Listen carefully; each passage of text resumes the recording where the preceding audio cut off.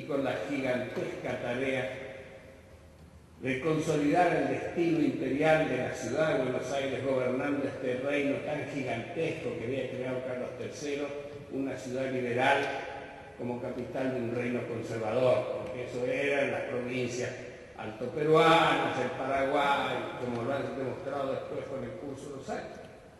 Entonces, era una situación particularmente complicada y enseguida empezó el conflicto. Enseguida Portugal trató de intervenir en la banda oriental y poco después se produce la invasión del general Lecor. El mismo momento en que en Tucumán el Congreso está declarando la independencia y ha creado el cargo, ha nombrado director supremo a quien va a ser el más habilidoso y equilibrado director supremo, que es Juan Martín de Pueyrredón. En ese mismo momento el general Lecor invade la banda oriental y el gobierno de Pueyrredón se encuentra entre tres fuegos: la invasión portuguesa de la banda oriental, el avance de Pezuela después de la derrota de Sipe desde el norte hacia Tucumán. Ahí Belgrano logra contener con Güemes esa arremetida, y los preparativos de San Martín para liberar a Chile y avanzar al Perú. Fíjense qué esfuerzo descomunal, qué cosa gigantesca la de nuestros padres, haber podido afrontar estos riesgos simultáneamente, a los que se le agregarán muy poco tiempo después las sublevaciones en la frontera con los indios, que dará origen a la primera gran expedición al desierto del general Martín Rodríguez. De modo que en este mundo complejo se forma nuestra sociedad, y en este mundo complejo se va formando la sociedad brasileña, siempre enfrentados. En 1821 el Brasil declara la independencia, el grito de Ipiranga, y empieza la construcción del imperio. Pero mientras que nosotros nos desgranamos en los conflictos internos, el imperio brasileño se consolida gracias a ese modelo político particular. Ahora bien, ¿por qué les cuento esto? Porque la República Argentina y el imperio del Brasil heredaron el mandato español y portugués del conflicto. Las grandes fuerzas armadas de los dos países estaban en la frontera común. En Ituzaingó nosotros combatimos con entre 7.000 y 8.000 hombres comandados por Alvear, y el marqués de Barbacena, que era el comandante del ejército brasileño, tenía otros tantos, pero tenía en el conjunto de la disposición que le había dado el emperador 40.000 hombres.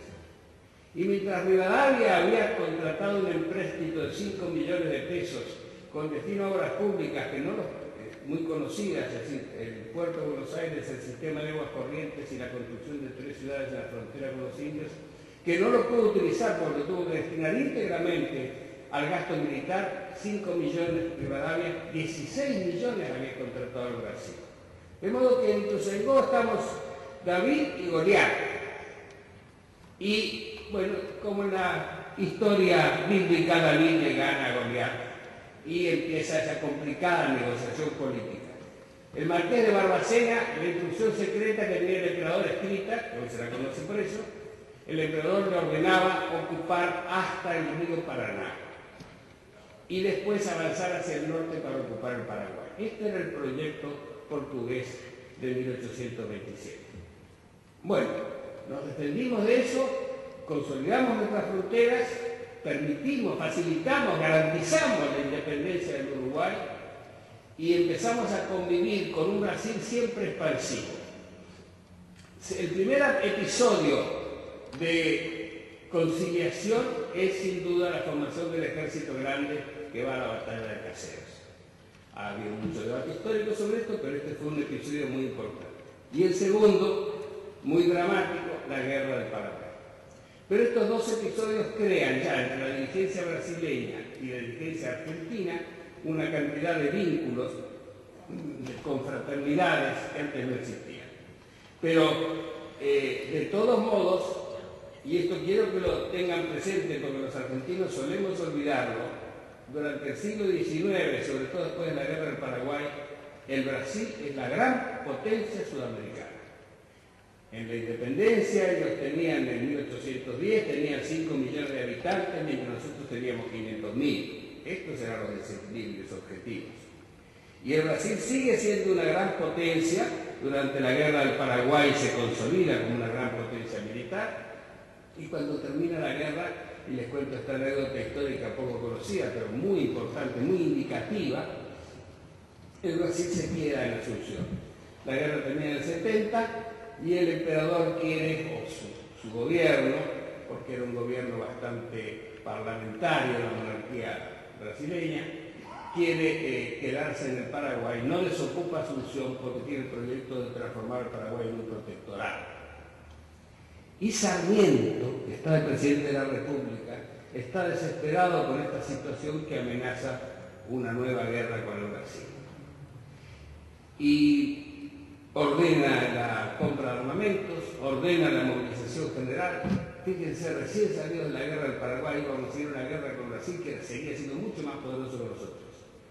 Y en la desesperación del momento busca un hombre que pueda resolver el conflicto. ¿Quién es ese hombre? Bartolomé Mitre.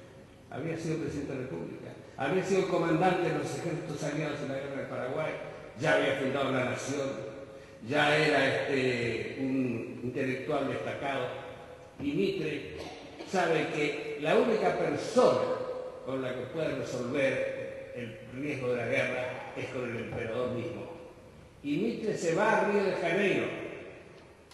Con un toque melancólico poco conocido, Mitre se instala en el hotel de Río donde había vivido su hijo y en el cuarto en que ese hijo se había suicidado. Y allí espera Mitre, el gran Mitre, durante un mes con el sombrero en la mano, que lo reciba don Pedro II. Cuando don Pedro II lo recibe, le dice: mientras yo sea emperador de Brasil, no habrá otra guerra con la Argentina. Y ordena el retiro de los ejércitos brasileños del Paraguay y la instalación del gobierno provisorio paraguayo que va a dar origen después a la República Paraguay que tenemos. Pero lo que les quiero mostrar es que toda nuestra vida, ya antes de la independencia y después de la independencia, ha estado marcada por el riesgo del conflicto violento con Brasil. Les puedo contar muchos detalles de esos dos grandes personajes que son el barón de Río Branco, canciller ilustre de Brasil, que se jactan sus panegiristas de que le agregó al Brasil con su diplomacia 900.000 kilómetros cuadrados, y ese gran personaje que es Roque Sainteña, nuestro presidente, que se juntan en 1910 cuando estábamos en plena carrera armamentista, y entonces Sainteña, Río Branco inventa la cordial inteligencia, así la llamaba, y Sainteña le contesta: todo nos une, nada nos separa, frase célebre del entendimiento. Pero seguíamos con una suerte de paz armada. Todavía en 1938, cuando visita Buenos Aires, el comandante en jefe del ejército brasileño se encuentra con un clima tan duro y belicoso que le informa al presidente Getúlio Vargas que hay que prepararse para la guerra con la Argentina, y el canciller brasileño Arena le informa a Washington de la inminencia de la guerra. Inmediatamente se ponen en marcha los mecanismos de conciliación y finalmente se produce un episodio importante, que es el encuentro de Perón con Dutra y la construcción del puente El Paso de los Libres. Primer puente que va a haber. Ustedes saben que toda la Mesopotamia argentina estaba aislada, porque el Estado Mayor lo consideraba territorio de guerra en caso de conflicto con Brasil. ¿Qué teníamos? Y teníamos el tercer ejército brasileño,